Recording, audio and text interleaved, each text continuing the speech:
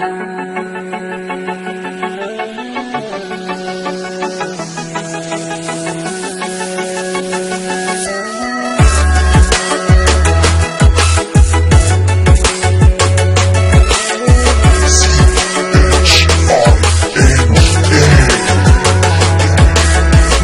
من وانا صغير كان عندي حلم بسيط، هو كان حلم واحد، هو ان ابقى كبير.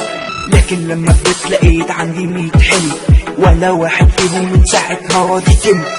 بجد قول لي يا زمان، قول لي ايه الحكايه؟ هو انا حظي كده ولا الدنيا ما عندي معايا؟ تعبت بجد من الدنيا والصافي راح، دقيقه حوالي يوم اتكتب ما في سواح. هو ده زماني انا ولا مكاني هنا ولا عمري اللي بسواي، فانا ما حدش حاسس بيا والدنيا متقفله. لقيت كل حاجه كانت عليا متحوله، ام اللي كان ام اللي فات من راسه كان تعبي ومات كل الآخر ومصابي فات، بس النهاية آخر الحكاية.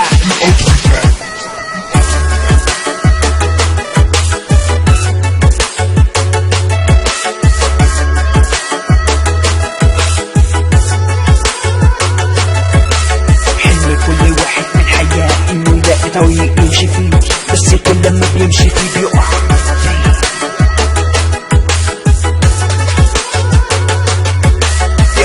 هو مني ولا هو من الدنيا؟ طب لو كان من الدنيا هروح دنيا تانية.